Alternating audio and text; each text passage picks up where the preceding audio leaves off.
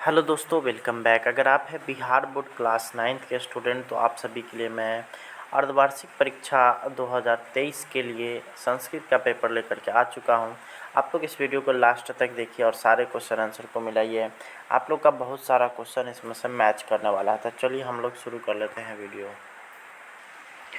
यहाँ पे जब आप लोग एग्ज़ाम देने जाइएगा तो आप लोग का एग्ज़ामिनेशन मात्र 1.5 घंटे का होने वाला है और सारा का सारा क्वेश्चन आप लोग का ऑब्जेक्टिव रहेगा। तो उसी के क्रम में मैं आप लोगों के लिए यहाँ पे 100 ऑब्जेक्टिव लेकर के आ चुका हूँ और यहाँ पे आप लोग इस वीडियो को लास्ट तक देखिए। तो चलिए, सबसे पहला क्वेश्चन आप लोग का जो पूछने वाला है वो है, निर्गच्छति में कौन सी संधि है? तो हो जाएगा आपका ऑप्शन नंबर सी यानी कि विसर्ग।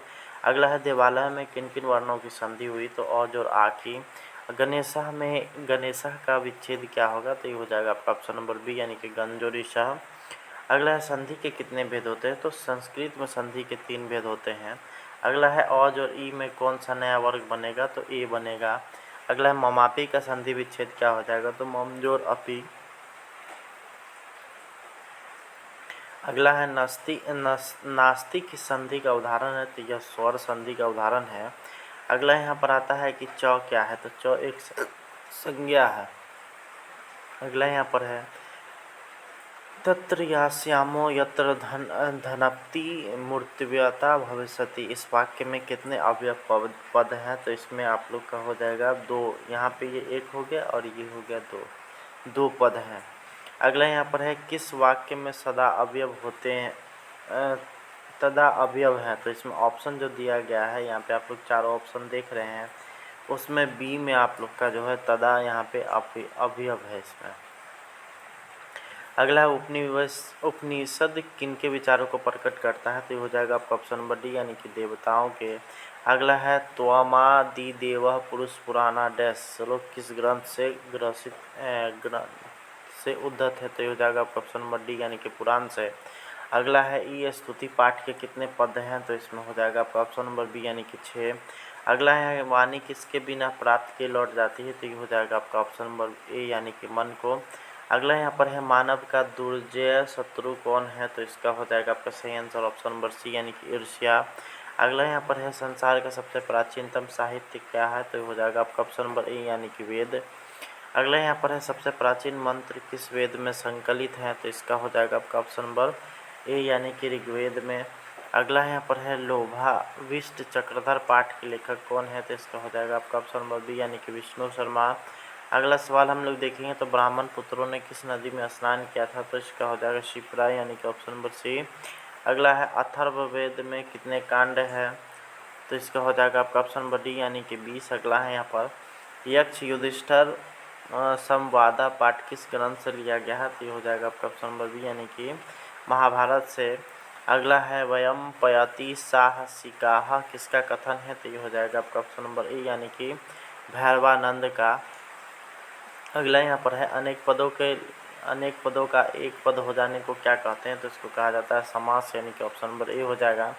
अगला है, राजपुरुषः पद में कौन सा समास है? तो इस हो जाएगा आपका ऑप्शन नंबर बी यानी कि तत्पुरुष। अगला है, महादेवा पद का विग्रह क्या होगा? तो ये हो जाएगा आपका ऑप्शन नंबर डी यानी कि महान देवा। अगला है, नीलम कमलम का समस्त पद कौन सा होगा? तो ये हो जाएगा आपका ऑप्शन नंबर बी यानी कि नील कमलम। अगला है, किस समास का पहला पद संख्यावाचक होता है? तो ये हो जाएगा आपका ऑप्शन नंबर द्विगु। अगला है, असिध का विग्रह क्या होगा? तो ये हो जाएगा आपका ऑप्शन नंबर ए यानी कि नौसिध। अगला है, राष्ट्रीय पतिय का समस्त पद कौन होगा? तो ये हो जाएगा आपका राष्ट्रपति है। अगला यहाँ पर है आपका, सूर्याय किस शब्द का रूप है? तो ये हो जाएगा आपका ऑप्शन नंबर बी यानी कि सूर्य का। अगला हम लोग देखेंगे, तो गगने में कौन सी विभक्ति हुई है? तो ये हो जाएगा आपका ऑप्शन नंबर सी यानी कि सप्तमी विभक्ति हुई है। अगला है, सा किस शब्द का रूप है? तो ये हो जाएगा आपका ऑप्शन नंबर ए यानी कि एतत्। अगला सवाल हम लोग देखेंगे, तो यहाँ पर है, किस शब्द का रूप प्रथमा विभक्ति समान ही द्वितीय विभक्ति में भी समान होती है? तो ये हो जाएगा आपका ऑप्शन नंबर ए यानी कि फल। अगला है, गणेश नाम किस विभक्ति का रूप है? तो ये हो जाएगा षष्ठी। अगला हम लोग देखेंगे, तो यहाँ पर अगला आता है कि मुनि शब्द का सप्तमी बहुवचन का रूप कौन सा होगा? तो ये हो जाएगा आपका ऑप्शन नंबर डी यानी कि मुनीषु। अगला है शुक्ल यजुर्वेद में कितने अध्याय हैं, तो ये हो जाएगा आपका ऑप्शन नंबर सी यानी कि 40। अगला है शिक्षक संस्कृत का महत्व कब बताएंगे, तो इसका हो जाएगा आपका ऑप्शन नंबर बी यानी कि आज। अगला है कौन श्रेष्ठ व्याकरण थे, तो इसका हो जाएगा, इसमें जितने भी दिए गए हैं उनमें सबसे श्रेष्ठ से पाणिनि। नेक्स्ट अगला हम लोग देखेंगे तो आचार विचार और भावनाएं किस भाषा में है, तो ये हो जाएगा आपका ऑप्शन नंबर ए यानी कि संस्कृत भाषा में। अगला है विरलम का अर्थ क्या होता है, तो इसका हो जाएगा आपका ऑप्शन नंबर बी यानी कि दुर्लभ। नेक्स्ट अगला हम लोग देखेंगे तो यहाँ पर है कितने युवक शास्त्र पारंगत हुए, तो इसका हो जाएगा ऑप्शन नंबर सी यानी कि 4। नेक्स्ट अगला है यहाँ पर है ज्ञान भार क्रिया बिना पाठ किस ग्रंथ से संपादित अंश है, तो ये हो जाएगा आपका ऑप्शन नंबर ए यानी कि हितोपदेश। नेक्स्ट अगला है यहाँ पर है स्त्री पुरुष सब वृक्षों के प्रति ममताशील थे, यह किस नाटक में वर्णित है, तो इसका ऑप्शन नंबर बी हो जाएगा मृच्छकटिकम। अगला यहाँ पर है सूर्यतापीम ज्येष्ठ मास का वर्णन किसने किया है, तो इसका हो जाएगा आपका ऑप्शन नंबर डी यानी कि भट्टी ने। अगला है ग्रीष्म के ताप से संतप्तों की रक्षा कौन करता है, तो ये हो जाएगा आपका ऑप्शन नंबर ए यानी कि वृक्ष। अगला यहाँ पर है अहो अस्माक चतुर्थो मूढ़ केवल बुद्धिमाना किसने कहा है, तो इसका हो जाएगा आपका ऑप्शन नंबर ए यानी कि ज्येष्ठतर ने। अगला यहाँ पर अभिहितम का अर्थ क्या होता है, तो इसका आंसर हो जाएगा आपका ऑप्शन नंबर डी यानी कि किया। अगला यहाँ पर है ब्रह्मा भी किसको प्रसन्न नहीं कर सकते हैं, तो इसका हो जाएगा आपका ऑप्शन नंबर सी यानी कि अर्ध कचरे ज्ञानी को। अगला यहाँ पर आता है किसकी दोस्ती दिन की पूर्वाहन की छाया की तरह होती है, तो इसका हो जाएगा आपका ऑप्शन नंबर बी यानी कि दुर्जन।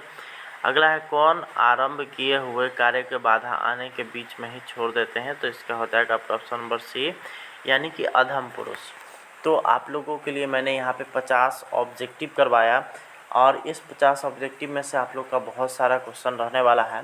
आप लोग को बता देते हैं कि यह जो पेपर है ये ओरिजिनल पेपर नहीं है, बल्कि एक तरह से यह पिछले साल का पेपर कह लीजिए। और पिछले साल के पेपर में से बहुत सारा क्वेश्चन आप लोग का अभी के एग्ज़ाम में भी रहने वाला है, क्योंकि इस बार जो है क्वेश्चन पेपर जो है बिहार सरकार के द्वारा, बिहार बोर्ड के द्वारा यहाँ पे भेजा जा रहा है, जिस कारण से बिहार बोर्ड सभी विद्यालयों में जो क्वेश्चन भेज रही है वो आज के डेट में यानी कि शनिवार के डेट में भेजेगी और वो भी शाम तक आ पाएगा। तो आज चूँकि शनिवार है और हाफ डे ही स्कूल खुला रहता है, तो जिस कारण से हो सकता है कि आज मेरे पास क्वेश्चन पेपर नहीं आ पाए, तो जिस कारण मैं आप लोगों के लिए यहाँ पे यह पेपर डाल रहा हूँ, जिससे कम से कम आप सभी का कुछ क्वेश्चन तो सही हो जाए। यहाँ आप लोग अगर इस पेपर को लेना चाहते हैं, आप लोग हमारे व्हाट्सएप से जुड़िए और वहाँ पर से आप लोग इसको ले सकते हैं। तो इस वीडियो में इतना ही, आप लोग से मिलेंगे नेक्स्ट वीडियो में। तब तक के लिए बहुत बहुत धन्यवाद। Thanks for watching.